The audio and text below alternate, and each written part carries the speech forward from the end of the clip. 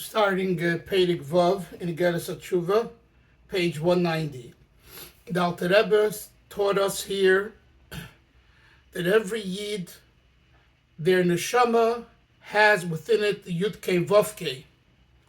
And the Yud-Kei Vav-Kei, God's name, God's ineffable name, the tetragrammaton, Yud-Kei Vav-Kei equaling 26, is the very core essence of every single Yid.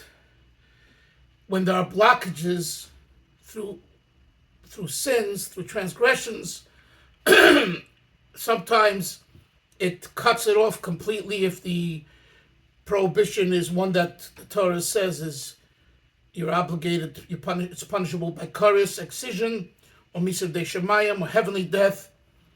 Other times it's just chipping away at the strand, at the rope. So we discussed that at length in chapter 5. Now in chapter 6, he continues to answer the question that he posed in the beginning of chapter 4, which is, how do people continue to exist after their situation? If they did a certain avera that we know the Torah says you're obligated to have karis or misar b'dei shemayim, and yet they continue living and they live happily.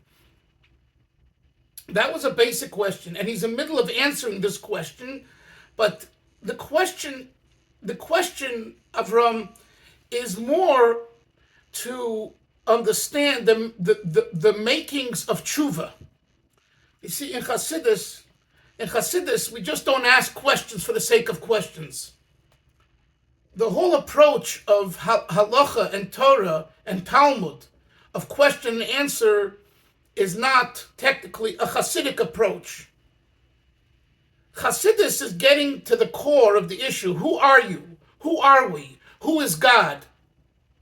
Naturally, the question, you need a question and you need an answer to put it into a certain form and definition.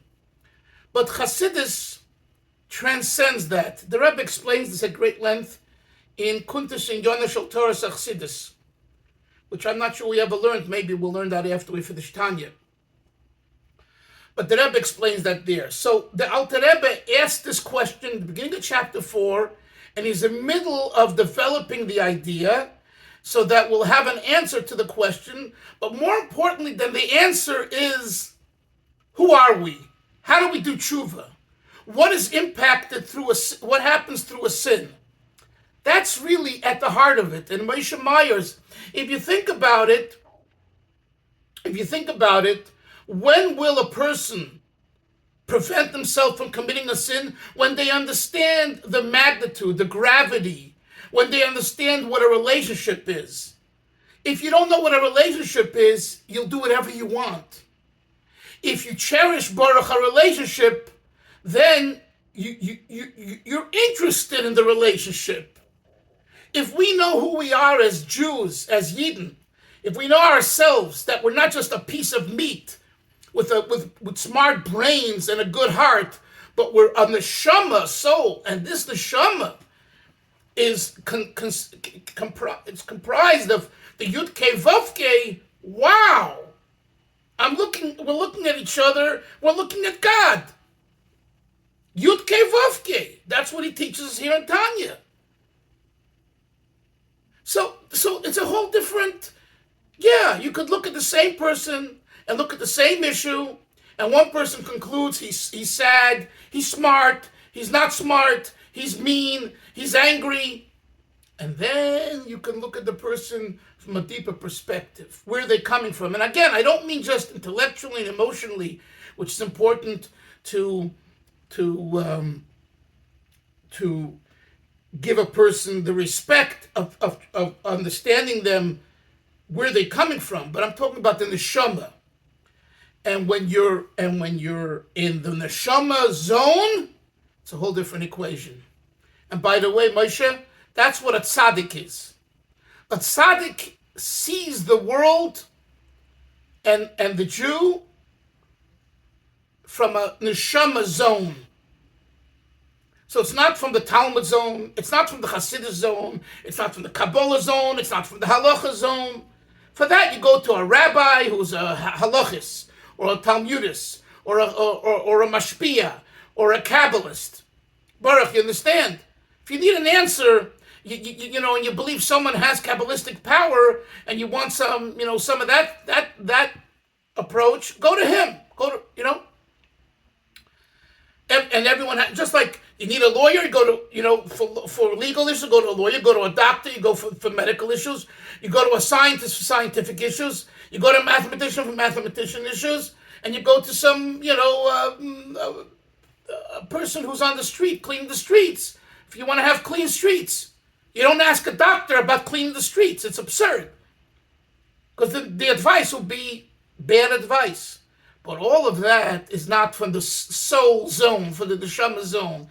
That's all coming from here. I'm talking about deeper.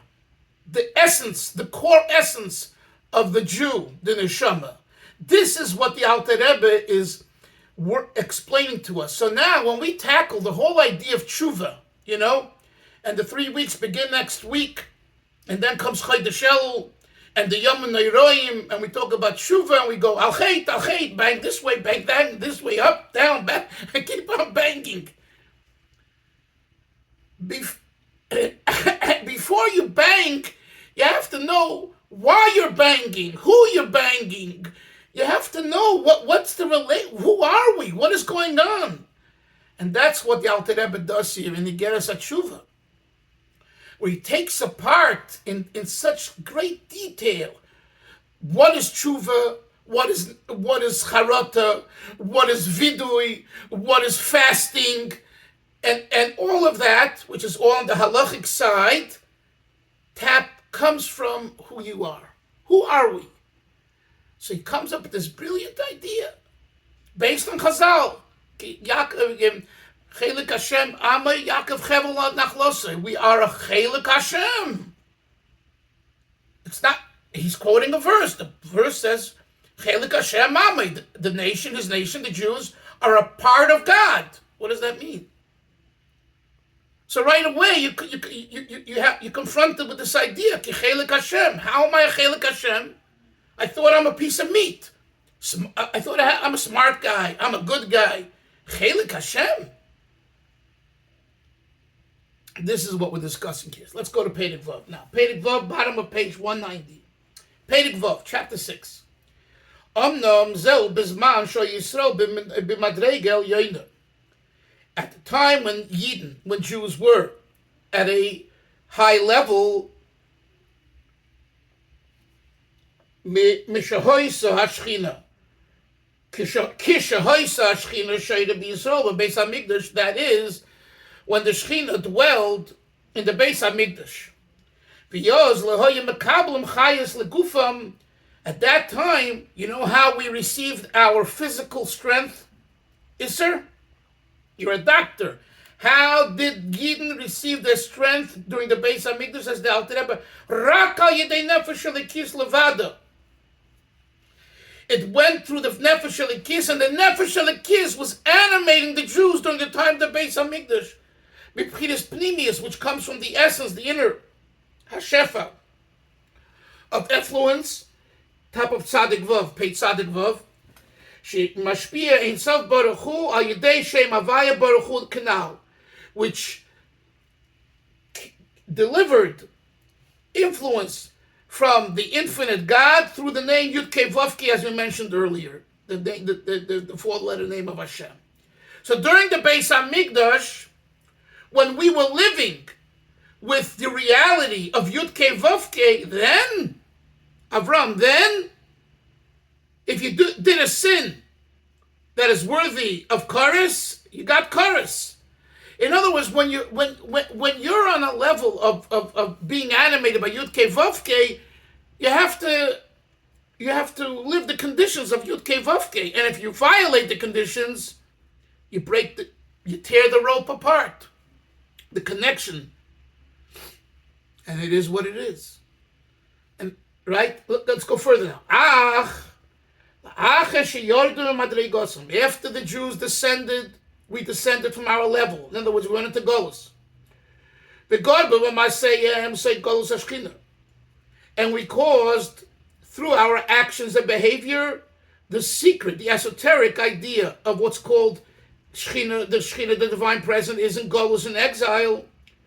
As it says in the Pasuk, through your transgressions, Shulcha imchem, your mother was sent. Your mother referring to the Yudke Vavke, to Hashem.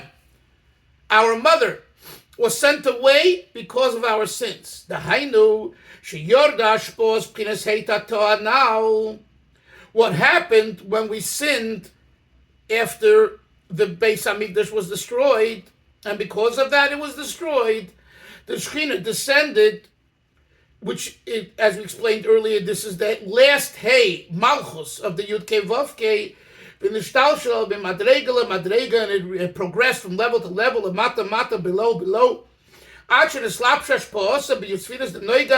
until it invested itself in the 10 emanations of what's called the translucent klippa, Mashpia shefa v'chayis, which gives influence and energy, ayidei mazolos, through the constellations, the chol tzva shamayim, and all the heavenly hosts, v'asorim, and all the ministers, the heavenly ministers, shaleim, which upon them, l'chol achaya gashmi, giving influence even to the physical, shabaylam hazard, the physical world.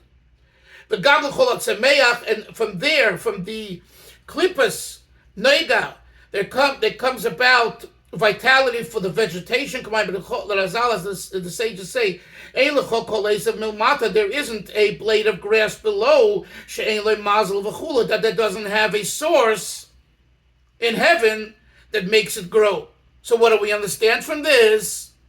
That once there was Averos, once there was destruction of Beis Hamikdash, and there was what we call Soid Golus HaShechina, the Shechina went into Golus, exile. The divine presence is now a slave, cannot fulfill and do what it wants because of the situation.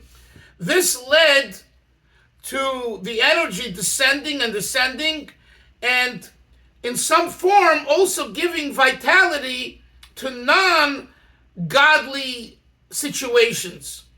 That's what he says. At that time, even the sinner amongst Jews, can receive vitality for their body, and to their animal drive, just like all other animals, as it says in the Pasuk, Nimshol, we are compared, we're comparable to animals. In other words, it's only comparable to animals. We're not animals.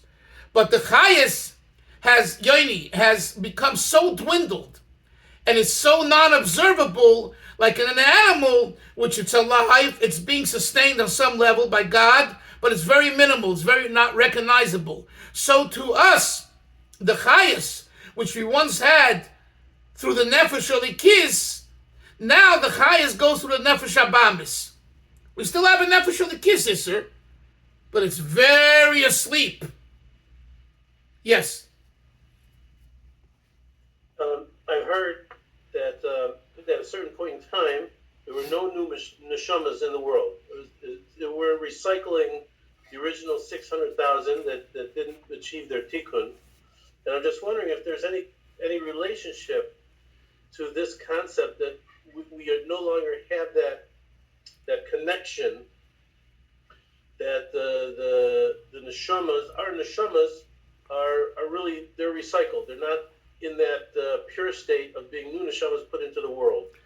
I would say no. That's two separate concepts. The idea of non new neshamas versus new neshamas is a whole different ball game. It has nothing to do with transgressions and non-transgressions. That has to do with a period that ended because God decided that now no new neshamas. Okay, That's my off-the-cuff answer. To look more into it, we would need to really look into some Kisvei Arizal and Zoyar, but that's my overall understanding. Let's go on. On the contrary, more so, Alpi Hamavur Mizoyra Kodesh Parshat Kudai. It says in the Holy Zohar Parshat Kudai, Shekol Shefa V'Chayis Anishpas L'Odam Atachton. All the effluence and energy that is given to man below, B'Shav Rega Shoisa Ra, at the very moment that he does the sin, Beini Hashem, in the eyes of God, in the action, a bedibur, or speech, or behir, or aveda, or thought of an aveda, v'chuli, etc. Hakol nishpa loy mecholos hasitra achre. You know where it all comes from? The chambers of negativity, of sitra achre. Hamavuor misham b'zoyra kodesh that are mentioned over there. Now this is a very, very strong statement. You know what that means, Yaini? That means that the chayas that we get ordinarily today without our avoda, without our refinement and raising the bar, comes through klippa. But you'll say, wait a minute, all I'm doing is getting up in the morning, walking to shul and going to work and, making a living. It's very, very nice. But shchinta begalusa, and ever since shchinta begalusa, the normal chayas is from the Hicholis HaKlippa. Rabbi Yoel once told me that the novelty of the Alter Rebbe's idea that every Jew has a godly soul is not that it's not that it's that we have a godly soul. In other words, the novelty is that we're not normal. In other words, the norm is klippa, like it says over here. That's why I remind myself of this. The norm today is klippa. To be non-klippa today, that's a novelty. That's a chiddush. Last night they had the RNC beginning, right? So I saw whatever, a little bit. And I'm thinking, goyim, non-Jews, look how good they have it. It's like, I say to myself, how lucky, Ashreinu Matev Cholkeinu, how lucky and fortunate we are that we're Jews. So we don't have all the glamour. Who cares? The glamour is klippa. Klippa's noiga. It's not completely evil, a gathering of people to celebrate, whatever. But what is it after all? It's from the chambers of klippa. A Jew with the neshama, when they work on themselves, they're able to come out of the klippa or better, and reveal their true essence, their neshama. But the Alter Rebbe says here, when you don't do that and you act like a non-Jew, or like you said before, we're like animals, we're compared to animals, then we're living off klippa. Let's continue. Nevertheless, these are such important words in this chapter. Man has choice. A Jew has choice. Whether you want to accept and just go with the norm, Yaini, receiving the energy from the negative, from the klippa, or whether you want it, mecholos hakdusha, you want to receive your energy from the chambers of holiness, shebehem nishpois kol machshavos toivos v'kedushas et v'chuli, which from there come all good thoughts and holy thoughts. If Hashem made it that klippa dominates, Hashem has given at the very same time the choice to man to choose the opposite. Oselikim, God makes, because God never strips. Hashem never strips a person from free will. So as much as so when we said before, Avram, when we said before that the normal chayas goes through the klippa, the hecholos haklippas, the chambers of klippas, that's the norm. But you have free will. Baruch, you have bchira chofshis. Now remember that. Every one of us, every day, you had a bad day with your employer, you have free will to make a difference. Don't tell me this is the way it is. That's the way it is for a non-Jew. For us, Bchira Chavshis, true Bchira Chavshis. Let's go further. The Yecholas HaTzitracha Mekablim, the Yoinkim, the chambers Zitracha, they receive and they nurture Chayus and their vitality, Mislapshus, Vishtalshus, Shefa, the Yutzvidas, the Neiga, Haklula, Mipkinas Tevara. They get their energy. How do they get energy? Dr. Rebbe's answer. They get energy because they also have an association with what's called the tree of life, which has good and bad. Hu Pchinas Eitz Hadas. Kenegel Yoedechein, as known to those that study the esoteric wisdom Kabbalah. So because there is nourishment from the Eitz Hadas Yoini, which has Tov and Ra, so they get a little bit of that. We learned that in Kunter Samayim, if you remember, the two different ways of how Klippa gets its energy. V'hinei, now the Alter Rebbe begins kind of a separate idea. V'hinei, Yaakov Chevel Nachlosik Siv. We quoted earlier the verse, Yaakov, Jacob, Chevel Nachlosa is a rope to the inheritance. It's written. Al-Derech Moshel, for example, that the top of the rope is above, on top. And the bottom of the rope is below. If someone will pull the top of the rope, the whole rope will shake. And it will be drawn after the person shaking the rope from the top. It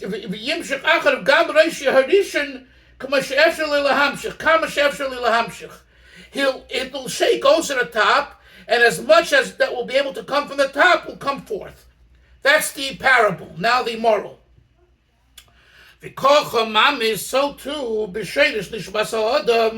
when it comes to the source of man, and the source of the neshama, mipchinas heitato anal, as we learned earlier, where does the source of the neshama come? From the last hay of the Yud-Kei Vav-Kei. Hu mamshich umayrid hashpahoso, one draws down the influence al yedei ma'asav haroyim, when doing acts of bad acts, umachshavosav, and bad thoughts, ad toich, turn the page, top of 192, ad toich hecholes hasitrachra. It's like shaking the rope, Baruch. Shaking the rope, around here, the rope shakes on top. And if we mess up down here with our bad behavior and thoughts and all of that, transgressions, the top of the rope shakes too, and it gives out energy to the wrong place. You understand? And then we wonder, one second, Baruch, and then we wonder why? Why? God, why are you doing this to me? When, how did you shake the rope? If you shook it in a bad way right here, it's going to have a reciprocal effect. Yes, Baruch, what's your question or your comment?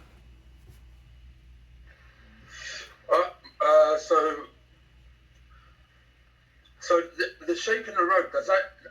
I guess this also has an effect over the whole of Yisrael, because I'm part of Knesset Yisrael, and therefore affect everybody else by my actions.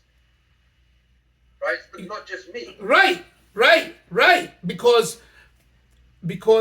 you as an individual, we as individuals, the rope is like, it's all of the Yidden. So the personal impact has a klalis. Yes, absolutely. I would say that's correct. Let's go further. And because he is, look again, remember I always tell you, the Rebbe uses the words twice. Who? That began in chapter 29. So here he says it again. You individual. You draw down the affluence. You take the responsibility of that issue. Vidal, the Alter Rebbe says, Vidal Maven, meaning enough said. In other words, when we see something happening in the world, and you say, what does it have to do with me? Simchas Torah, the terrible tragedy in Eretz Yisrael, what does it have to do with the Yid in Tasmania? The Alter Rebbe says, and that's what Baruch, this is what you were saying. It does. And he says the language, Lochin hu noitel chelik berosh. That's very, very tough words. You're on the front lines, and what you're doing is responsible for the greater issue that happens in the world. Now, of course, we don't know this, and to go around and say, I know why this happened, that happens, ridiculous. We're talking about the concept and to focus on the self. We shouldn't think, Isser, that our little misbehavior and arrogance and everything else has nothing to do with a change in the universe. That's the point. Let's go further. The Chazal say, Ein biyadenu, loy mishilvas harashoyim. We don't have in our hand, loy mishilvas harashoyim, not the peacefulness of the Rishoyim, of the wicked. Biyadenu dafke. Biyadenu means in our hands. Kloimar, bisman hagolos achar hachurban. Don't think that we don't have in our hands the issues of the wicked. Once the temple has been destroyed, the Beis HaMikdash, Klippa dominates. And unless we make a change, we raise the bar and reveal the Nefesh Elikis and live with the godly soul, there is no peace. You hear that? There's no peace. V'zeu b'chinas golus. That's the meaning of golus, exile. Golus HaShechina, exile of the divine presence of the Shechina, Kaviyachol, anthropomorphically speaking. Lashpia le'cholis asitracha, to give food, kind of, nourishment, to the chambers of Sitracha, asher sona nafshi is baruch, who hate God. Klippes hate God. They want God's downfall. And when we do an Aveda, we're giving them nourishment. So the Alter Rebbe gets back to his thesis here, Igeres haTeshuva. When a Jew does proper tshuva, azai then misalik mehem ashpo, we remove from the klipos their nourishment, shehimshech b'maisa machshav, that he originally gave them through his action and his thoughts. But when we do proper tshuva, and he used the word nechayna, proper tshuva, we take it away, we strip it away from them. Ki b'tshuvosai machzir